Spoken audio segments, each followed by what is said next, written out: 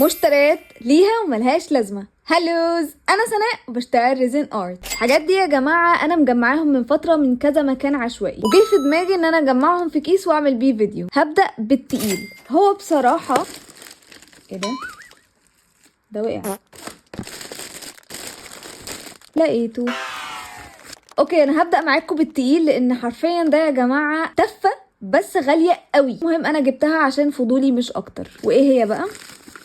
اول حاجه اليو في ريزن، وده الجهاز بتاعه اليو في لايت، اتحط عليه عشان ينشف الريزن اللي احنا عملناه باليو في. عباره عن جهاز زي كده مع اليو اس بي بتاعه، وبيفتح من هنا،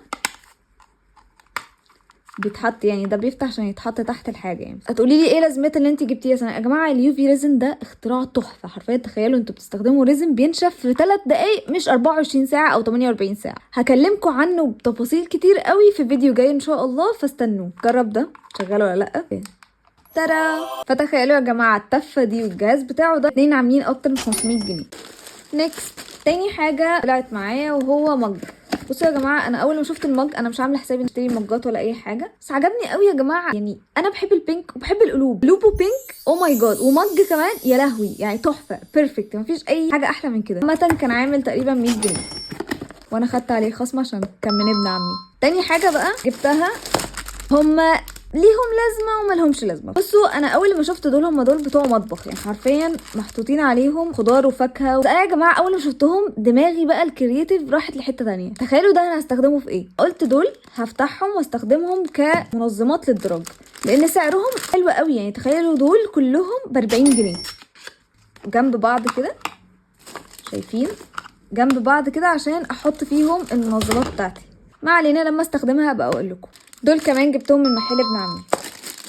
تالت حاجه معانا جبت الحاجات دي. انا جبتهم اول حاجه لانهم كيوت. تاني حاجه اللي انا اكيد انا هستخدمهم في ايه معرفش، بس هم لونهم حلو كيوت وصغننين.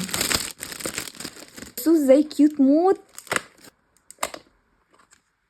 كيوت يا جماعه. تخيلوا بجد احط فيها اي حاجه زي كده. هي ملهاش لازمه وليها لازمه بجد. بصوا بقى اللون البينك خطير. المشكله ان هما دول بتوع مطبخ، يعني انا جايباهم من محل ابن عمي برضه. وبكام؟ ب 30 جنيه بس. الاربعه ب 30 جنيه، متخيلين؟ هنا الصوت عشان فوانيس. وجبت لتر وجبت واحده بينك. مهم حاجات دي لزوم الشغل، اعتبر ان ده ليه لازمه. هنا لزوم برضو الشغل، لزوم برضو الشغل، لزوم برضو الشغل، لزوم برضو الشغل، بس كيوت. اوبا، لزوم برضو الشغل. نورتونا وشرفتونا. لزوم برضو الشغل. مفارش سفرة. عارفين ليه جبت المفارش دي؟